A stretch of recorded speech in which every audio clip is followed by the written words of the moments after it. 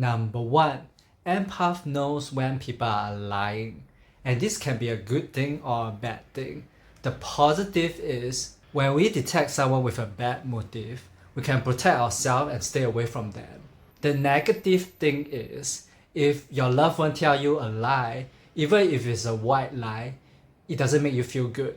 And if people know that you're an empath, sometimes they don't want to be near you because they don't want you to read their energy. However, here's the thing. Even though empaths are great at reading whether people are lying or not, they also get lied to sometimes. First, they may not trust their ability, their intuition. Second, empaths often believe the good in others. And third, some people are just very good liars.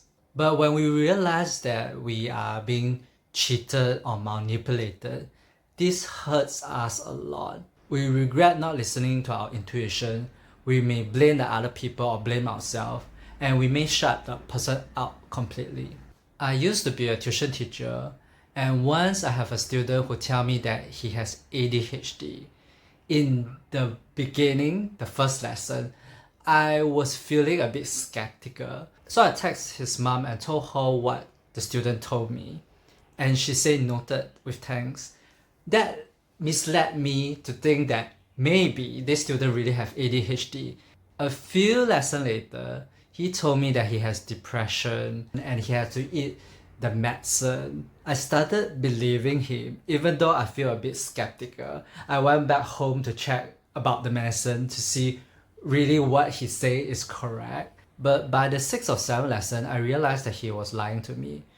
I was actually teaching his brother, and his brother told me all the things that he shared wasn't true. By the 8th lesson, I decided to not teach the student anymore. I felt very annoyed that he keeps crossing my boundaries, and I felt very disappointed with myself for not listening to my intuition. So yes, empaths are human lie detector, but we also get tricked by other people sometimes. Number 2, empaths feel emotion beyond the surface.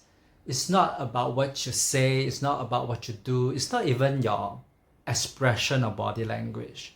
It's a combination of many different components.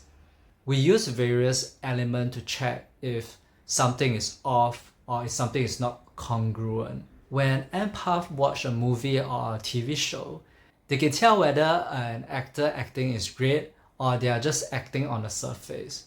So great actors, they get into the emotion of the characters and they act according to how the character feels.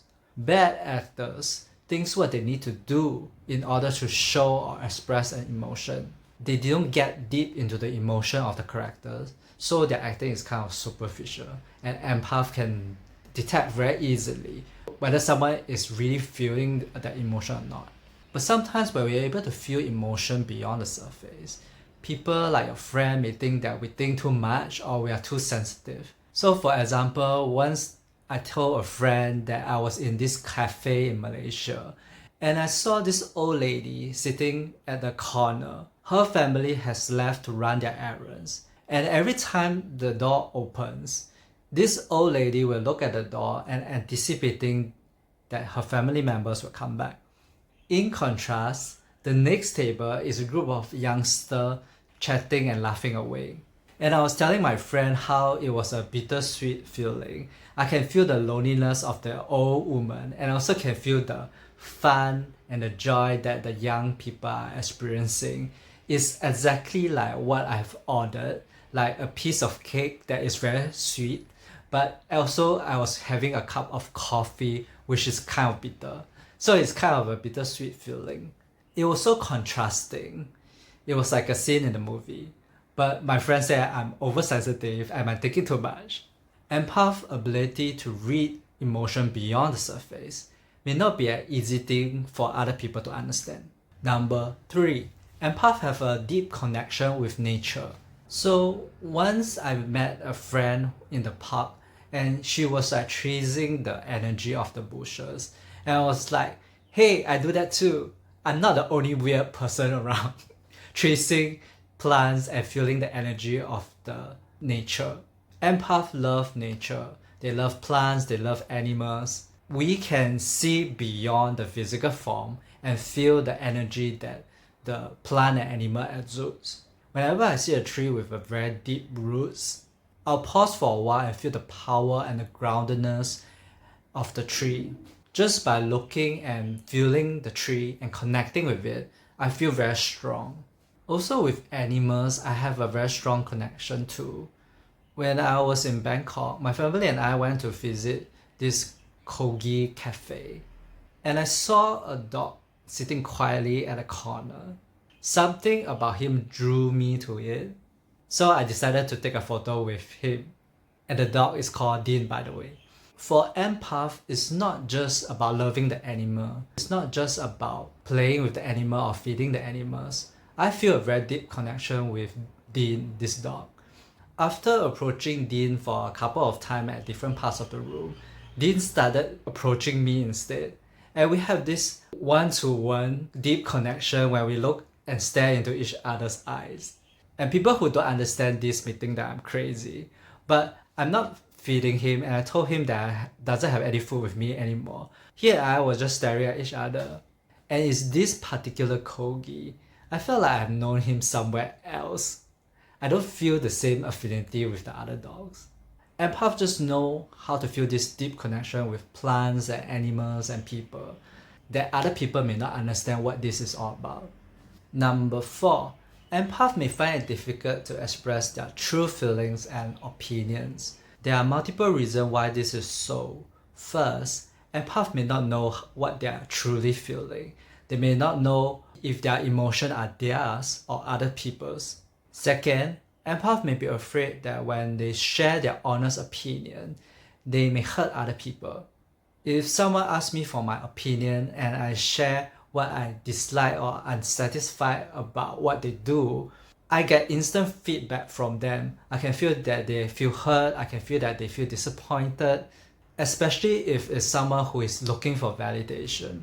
Hurting others now becomes like hurting ourselves. Third, when empaths are eager and excited to share their ideas, it's very easy for us to see someone who is uninterested or pretending to be interested. And this can be very discouraging for us.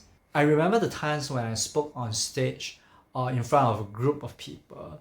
It is super distracting for me. I notice little things like when people are yawning, people are looking at the clock, at their watches, and some people are just bored and not listening. Of course, there are people who are supportive and nodding to what you're saying, but you feel a mixture of different emotions, and sometimes it's very difficult to focus on your message. It can be very draining. Sometimes people may not understand empath and think that we are too people-pleasing or too impressionable. Yes, this is true to a certain extent, but it's also because there's a lot of information we are receiving and there's a lot of things we need to consider. Number 5, empaths get too carried away by other people's emotion. If you're not an emotional empath, you may not understand how easy it is for empaths to be carried away by other people's emotion. It actually takes a lot of work for us to stay grounded and be in our own aura instead of being influenced by other people's emotion. So a few years ago, I was in this entrepreneur resort in Bali, and one of my friends, one of the participants, has to leave early because her brother is dying and she cannot finish the program.